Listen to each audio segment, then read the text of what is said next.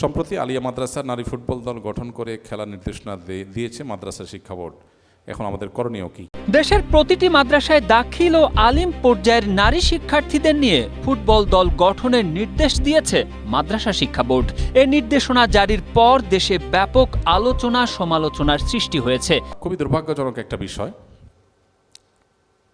আমি যতটুকু জানি এখানে একটু পরিবর্তন আসছে, আমার ধারণা যদি ভুল না হয়, আমার জানা যদি ভুল না হয়, সেটা হলো যে এটা বাধ্যতামূলক না করে এখন ঐচ্ছিক করা হয়েছে। কিন্তু ঐচ্ছিকই বা কেন করা হবে? মাদ্রাসা শিক্ষাটা স্কুল বা জেনারেল শিক্ষা থেকে তো আলাদা। ধারা যেহেতু আলাদা, মাদ্রাসা শিক্ষাটা যেহেতু ইসলামিক এডুকেশন বেসড শিক্ষা, তাহলে সেখানে ইসলাম কি চায় কি চায় না, কি পারমিট করে কি পারমিট করে না, সেটাকে মাথায় রেখেই তো মাদ্রাসা বোর্ড তার নির্দেশনা জারি করবে। এটাই তো লজিক্যাল। অদ্ভুত একটা দেশে আমরা বসবাস করছি।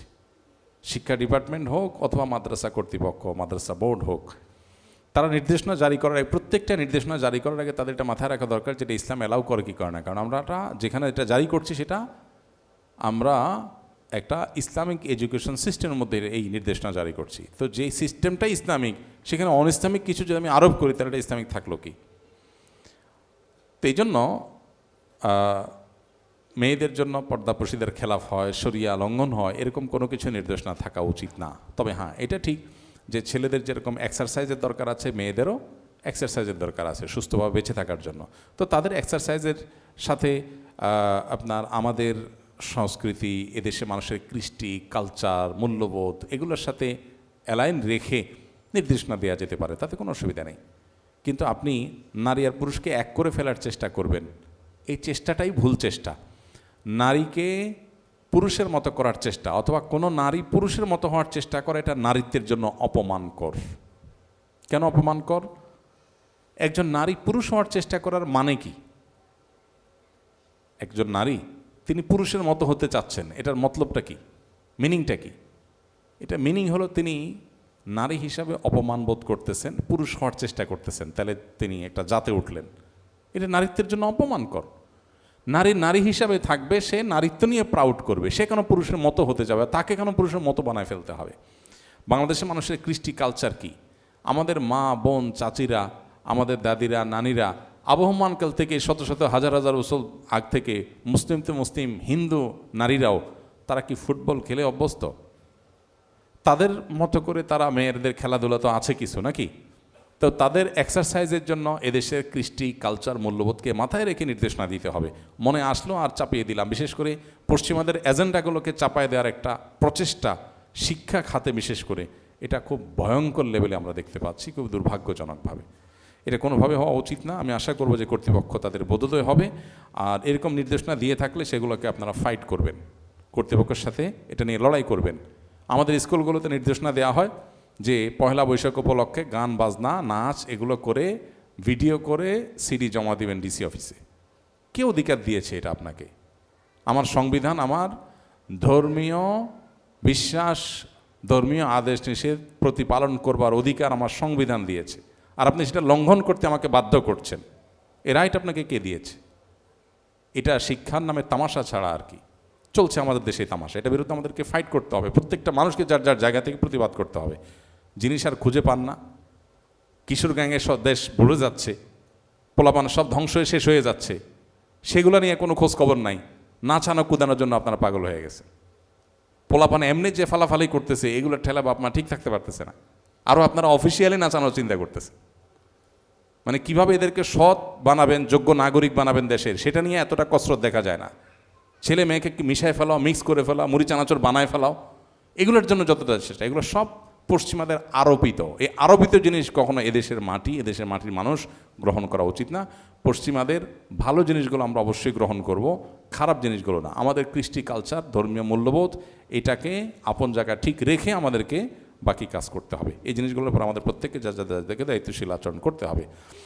সম্প্রতি মানব পাচারের মাধ্যমে অনেক বাংলাদেশি জীবনের ঝুঁকি নিয়ে লিবিয়া, ইতালি রুটে যাচ্ছেন। ইসলামী দৃষ্টিতে এভাবে অবৈধ ঝুঁকিপূর্ণ পথে বিদেশে যাওয়ার বিধান কি? এই ধরনের ট্র্যাজেডি থেকে আমাদের যুব সমাজকে কীভাবে বাঁচাতে পারি? এটা তো সম্প্রতি ঘটছে না, এটা অনেক আগে থেকে ঘটছে।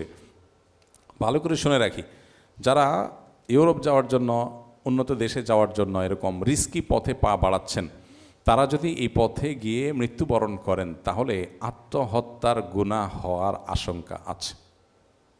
কারণ আপনি জানেন আপনাকে সমুদ্র পার হতে হবে একটা প্লাস্টিকের বোটের উপরে, এবং জঙ্গল পার হতে হবে অনেক রিস্ক, অনেক ভয় সেগুলো আছে, সেগুলোকে মাড়িয়ে।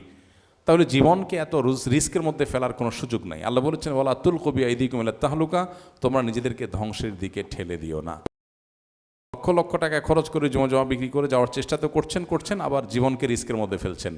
এই জীবন রিস্কের মধ্যে ফেলে যদি আপনি মারা যান তাহলে আত্মহত্যার গুনাহ হতে পারে, কারণ আপনি জেনে শুনে নিজেকে একটা বিপদের মুখে ফেললেন। এটা জায়েজ নাই। এজন্য উন্নতির জীবন যাপনের জন্য এইভাবে ভুল পথে আমরা পা বাড়াবো না। আমরা আল্লাহকে ভয় করব, আল্লাহর কাছে জবাব দিতে আসে। মরে গেলেন, দুনিয়াও গেল, আখেরাতও গেল। আল্লাহর কাছেও আপনার আত্মহত্যাকারী হিসাবে উঠলেন, জাহান্নামী হিসাবে উঠলেন, দুনিয়াও বরবাদ হলো। এর মানে কি? বরং ওই টাকা, তার চেয়ে কম টাকা দিয়ে দেশে মানুষ চেষ্টা করলে অনেক কিছু করতে পারে। আমাদের সে বোধোদয় হওয়া দরকার, লোভটা কম হওয়া দরকার। খাই ভাবের কারণে আমাদের সব বরবাদ হয়েছে। শেষ প্রশ্ন, আমি একজন বিধবা নারী। 7 বছর পূর্বে আমার সন্তান 8 মাসের গর্ভাবস্থায় আমার স্বামী স্ট্রোক করে মৃত্যুবরণ করেন। মৃত্যুর কয়েকদিন পরে আমার ভাসুর আমাকে শপথ করান যেন আর কোনোদিন বিয়ে না করি। আমি একটি স্কুল অ্যান্ড কলেজের শিক্ষকতার পেশায় আছি। সমাজের মানুষের নানান কথা আমাকে শুনতে হয়। মানুষের কটু কথা থেকে রক্ষা পাওয়ার জন্য আমি বিয়ে করতে চাই। এখন আমার করণীয় কি? বিয়ে না করার জন্য যদি কেউ শপথ করে, শপথটা প্রথমত দেখতে হবে হয়েছে কিনা।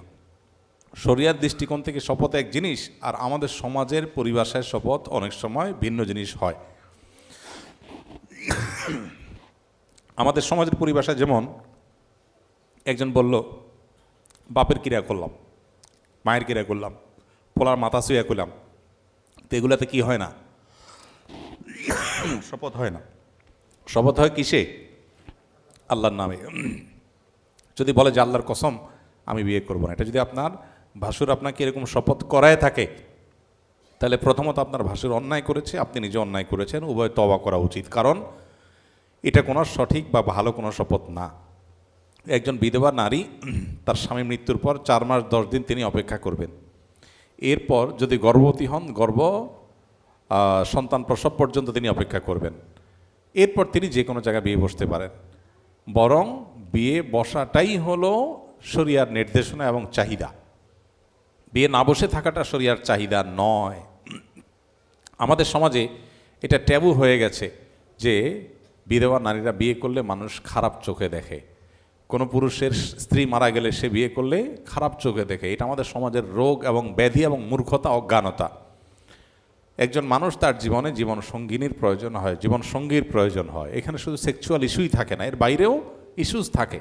তো এই জন্য বিয়ে করাটা বরং স্বাভাবিক। এখন যদি আপনি কোনোভাবে শপথ করেছেন এবং পরে দেখছেন যে না, এখন আপনার বিয়ে করাটা উত্তম, অবশ্যই আপনি শপথ ভঙ্গ করে বিয়ে করবেন। এবং যদি শপথ শরীর দৃষ্টিকোণ থেকে শপথ হয়ে থাকে, তাহলে শপথ ভঙ্গের কাফফারা দিয়ে দিবেন। 3টা রোজা রাখবেন বা 10 জন মিসকিনকে খাদ্য দিয়ে দিবেন, দ্যাটস ইট, কাফফারা হয়ে যাবে। এবং আপনার এটাই করা উচিত যদি আপনার বিয়ে করাটা বেশি প্রয়োজনীয় হয়। কারণ নবী করিম সাল্লাল্লাহু আলাইহি ওয়াসাল্লাম বলেছেন, যে ব্যক্তি হলফ করলো, যে ব্যক্তি মানত করলো, ওয়ারা গায়রাহু খায়রা মান নাযারা আন ইয়াসি আল্লাহ, যে ব্যক্তি মানত করলো আল্লাহর নাফরমানি কোনো কাজ করার, তাহলে ফালা ইয়াসিহি, সে আল্লাহর নাফরমানি করবে না মানত রক্ষা করতে গিয়ে। ঠিক একইভাবে যে ব্যক্তি শপথ করলো কোনো গুনাহের কাজ করার, বা শপথ করার পর দেখলো ফারা গায়রাহু খায়রা, একটা কাজে শপথ করলো, অন্যটা ভালো মনে করলো, তাহলে শপথ ভঙ্গ করে যেটা ভালো মনে করলো সেটা সে করবে। এই জন্য এই বিধবা নারী তিনি বিবাহ করবেন এবং সমাজ সেটাকে অ্যাপ্রিসিয়েট করা উচিত। সমাজের এই ভুল ধারণা, কুসংস্কার, এটা আমাদের ভাঙতে হবে।